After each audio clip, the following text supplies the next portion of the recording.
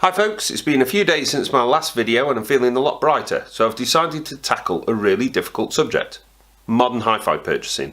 Now at first you might think, well, that's not difficult at all. But I purchased a DAC recently, so trawled through loads of websites to try and find the best one, and the whole time I was thinking, this isn't the right terminology, or this device isn't in the right category. And it's not just the retailers, it's the manufacturers themselves. I don't think we've evolved the terminology enough over recent years, despite the fact that hi-fi has changed beyond belief. Only a few years ago it was very straightforward. You bought speakers, you bought a pre and power amp combination, or what we call an integrated amplifier, which has got the preamp stage and power amp stage in one box, and then you added your source device, a turntable, a cassette deck, a CD player, a mini disc player, so on and so forth, and you connected them all up using RCA cables. Dead easy. However, these days it's not quite so straightforward, or I don't think it is, at least anyway. We probably won't be using physical media in the form of vinyl or a cassette tape or a CD. We're more likely to be streaming music that we might have on a computer, on the home network, or internet radio, or one of the streaming services like Spotify, Tidal, Qobuz, Deezer, that sort of thing. And so there's certain components that we need within the system. They're essential. We can't do without them. Let me explain. This JBL speaker here, it's a assistant speaker. Can't say the word because she won't shut up. And this plays music, rather obviously. And so therefore it must contain all the ingredients that I'm talking about. A network adapter, so that it's able to connect, in this instance, wirelessly to my home network, my router, and the internet. A streaming engine, rather than just being like a Bluetooth receiver where I send information to it constantly.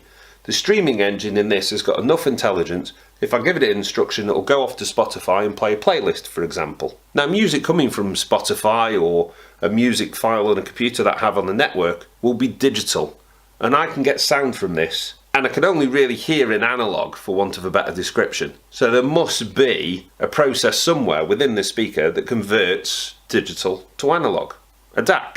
So it has a DAC on board. I'm able to control the volume, so that'll serve as a preamp, and then there's something that's giving energy to the speakers that are facing in all various directions on the speaker, so that'll be the power amp stage. And then there's the speakers themselves that are built within.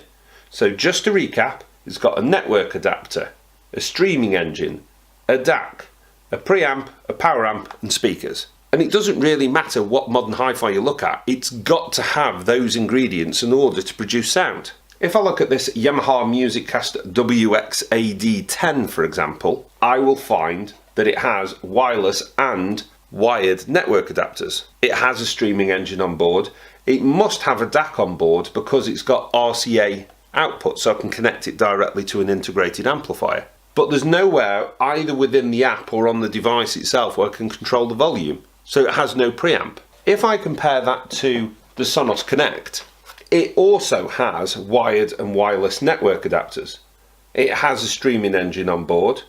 It has a DAC on board, again, because it has analog audio outputs. But this one also has volume up and down, which will serve as a preamp.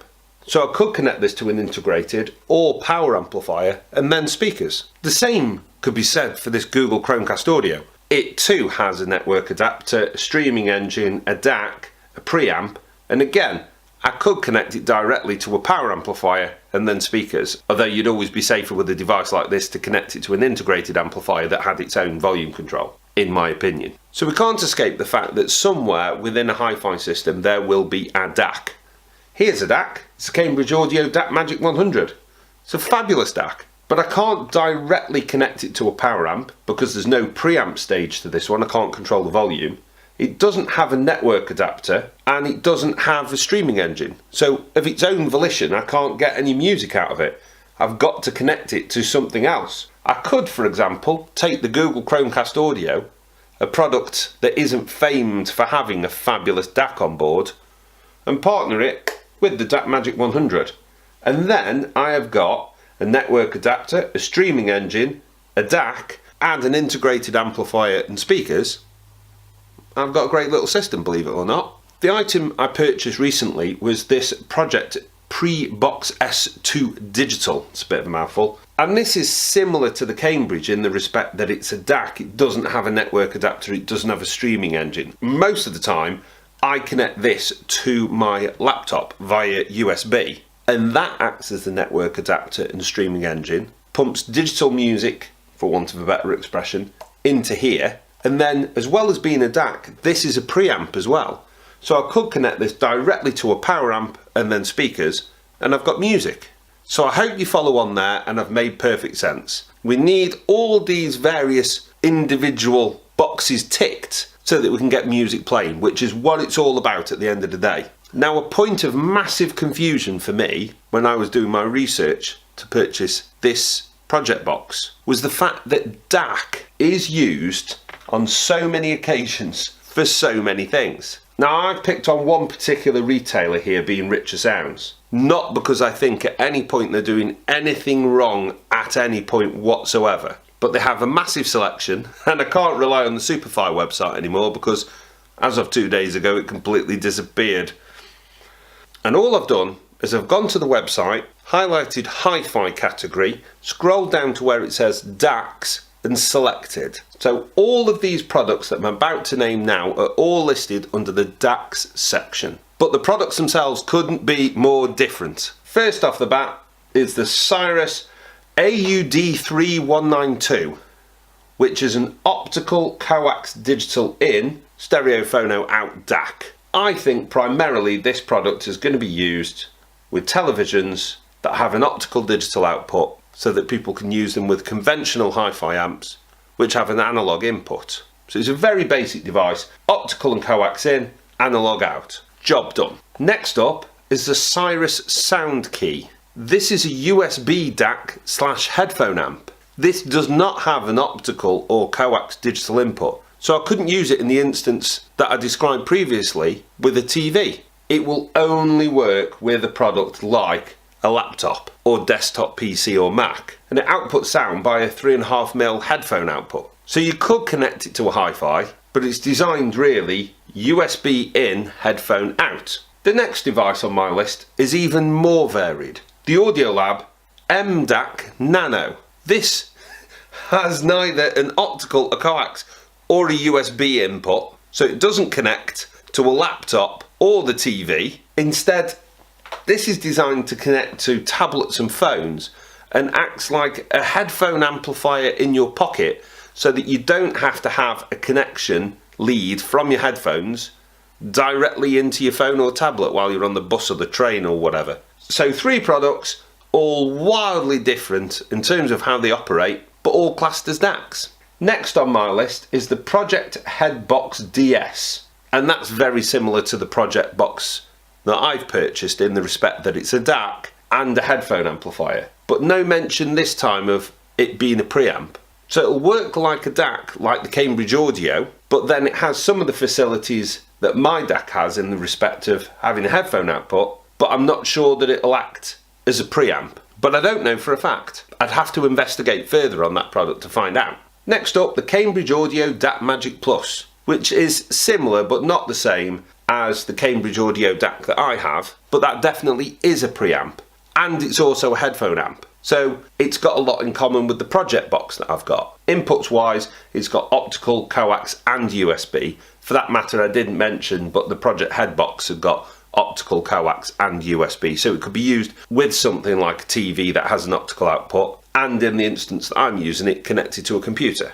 And some people might look at this and say, well, you're just being daft, aren't you, because it's obvious what's happening here. The first DAC you looked at is £45, the next one £80, the one after that £150, £170, £280, £299. So all that's happening here is as you're spending more money on a DAC, it's getting more and more facilities.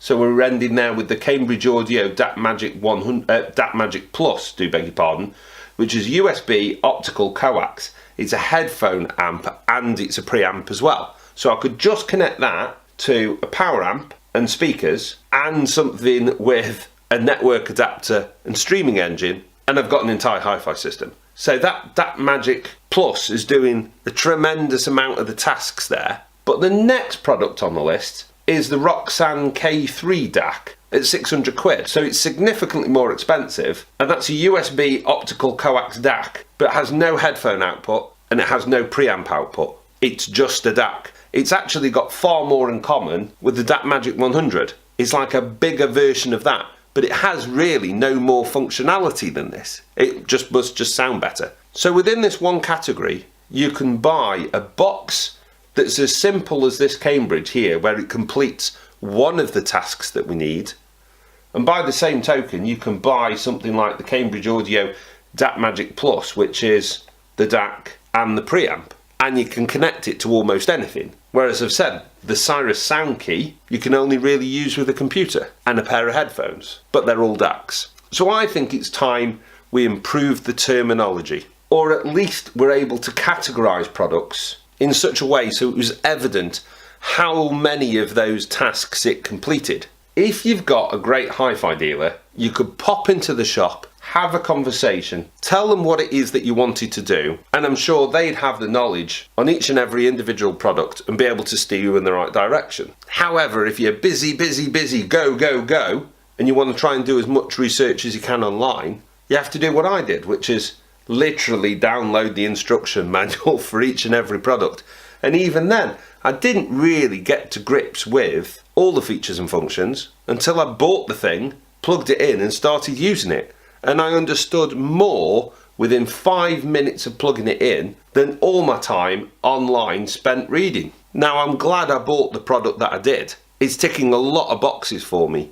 It's rune ready and it's MQA capable as well on the USB side of things. But another thing that cut down my research time massively was watching a Techmoan video about MQA audio. I've got to stop saying MQA audio. I'm sure the A in MQA stands for audio. It's a bit like when people say pin number. The N in pin means number. Stop doing it, you idiot! Sorry about that. Just to reiterate, the only reason that I had as much of an understanding as I did about the product that I bought is because I've watched somebody else's YouTube video about it. Had it not been for that, I might never have come across the product, because there's an explosion of hi-fi products and we haven't really organised yet the new way of doing hi-fi. If I take a look at the KEF X300A loudspeakers, I'll find that not only are they speakers, but they have a power amp stage and a preamp stage and a DAC for that matter as well. But they don't have optical or coax inputs,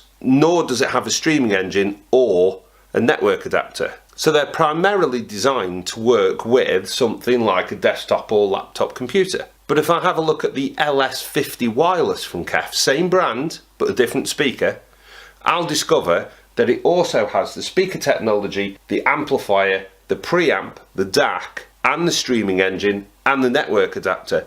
They have everything, like the JBL speaker, although at £2,000 you would anticipate it sounds a great deal better. But in essence, again, all of those individual devices that we need to get sound are built into the speakers. So you just connect them to the mains, power up your app on your phone and away you go. But which is the best way? Well, there's no such thing as best, is there? It's for the individual to decide. But deciding can be a tricky process if you can't understand initially what it is that the products are. So there's no doubt going to be a part 2 and part 3 to this video. I want to explore DACs a lot more, and I want to explore streaming engines a whole lot more as well. So all I wanted to do in this video was not to confuse anyone. I just wanted to establish the terminology for these individual components and highlight the fact that I think there's a better way of doing it. So in part 2, I'm going to delve more into DACs, and part 3, I'm going to delve more into the streaming engines. I'd love to get your comments on board with this. You might have buyer's remorse as a result of plumbing for a piece of hi-fi kit based on information that you'd read, or even advice that you'd had, and then discovering the product doesn't work at all as you anticipated it would. So get involved in the comments and let me know. Thanks ever so much for watching. Bye.